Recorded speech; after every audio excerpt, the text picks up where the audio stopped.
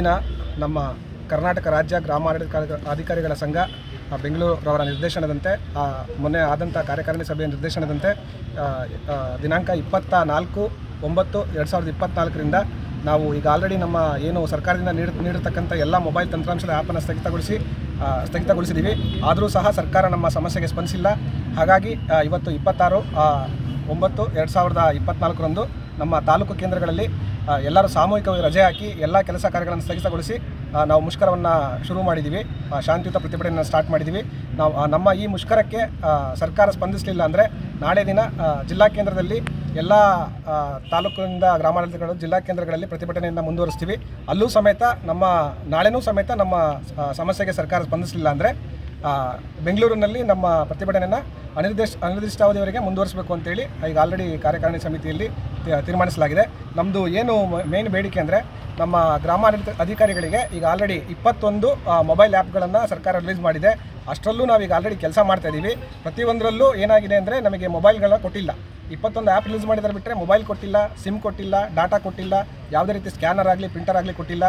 80% ಗ್ರಾಮಾಡಳಿತ ಅಧಿಕಾರಿಗಳಿಗೆ ಕೂರೋದಕ್ಕೆ ಕುರ್ಚಿ ಆಗಲಿ, ಯಾವುದೇ ರೀತಿ ಪೀಠೋಪಕರಣ ಅಲ್ಮೇರ ಆಗಲಿ, ಕಚೇರಿ ಆಗಲಿ, ಸ್ವಂತ ಕಟ್ಟಡ ಆಗಲಿ ಇಲ್ಲ. ಇದು ನಮ್ಮ ಮೂಲಭೂತ ಸೌಕರ್ಯಗಳ ಮೊದಲನೇದು ಕೊರತೆ ಆಗಿದೆ. ನೆಕ್ಸ್ಟು ರಜಾ ದಿನಗಳಲ್ಲಿ ನಮಗೆ ಟಾರ್ಗೆಟ್ ಕೊಟ್ಟು ರಜಾ ದಿನಗಳಲ್ಲಿ ಸರ್ಕಾರಿ ಕೆಲಸಗಳನ್ನು ನಿರ್ವಹಿಸೋದಕ್ಕೆ ರಜಾ ದಿನಗಳಲ್ಲಿ ಹೇಳ್ತಾ ಇದ್ದಾರೆ. ನಮ್ಮ ಕುಟುಂಬ ಜೊತೆ ನಾವು ಸಮಯ ಕಳೆಯೋದಕ್ಕೆ ಇಲ್ಲ. ಇದು ನಮ್ಮ ಆರೋಗ್ಯದ ಮೇಲೆ ಒತ್ತಡ ಬೀಳ್ತಾ ಇದೆ. ಎಷ್ಟೋ ಜನ ನಮ್ಮ ಮಿತ್ರರು ಆತ್ಮಹತ್ಯೆನೂ ಸಹ ಮಾಡ್ಕೊಂಡಿದ್ದಾರೆ. ಇದರಿಂದ ಅವ್ರ ಕುಟುಂಬಕ್ಕೆ ತುಂಬಲಾರದ ನಷ್ಟ ಆಗಿದೆ. ಏನು ಈಗ ಆಲ್ರೆಡಿ ಆತ್ಮಹತ್ಯೆ ಮಾಡಿಕೊಂಡು ತಿರ್ಕೊಂಡಿರೋವಂಥವರಿಗೆ 25 ಲಕ್ಷ ರೂಪಾಯಿ ಸರ್ಕಾರದ ಕಡೆಯಿಂದ ಪರಿಹಾರಧನವನ್ನು ನೀಡಬೇಕು ಅಂತ ನಾವು ಒತ್ತಾಯಿಸ್ತೀವಿ. ನೆಕ್ಸ್ಟ್ ಅಂತರ್ಜಿಲ್ಲಾ ವರ್ಗಾವಣೆಯನ್ನು ಈಗ ಆಲ್ರೆಡಿ 4 ವರ್ಷಗಳಿಂದ ಸ್ಥಗಿತಗೊಳಿಸಿದ್ದಾರೆ. ಆಯುಕ್ತಾಲಯನ ರಚನೆ ಮಾಡಿದ್ದಾರೆ. ಬಟ್ ಆಯುಕ್ತಾಲಯಲ್ಲಿ ಜ್ಯೇಷ್ಠತಾ ಪಟ್ಟಿಯನ್ನು ಇನ್ನೂ ಸಹ ರೆಡಿ ಮಾಡಿಲ್ಲ.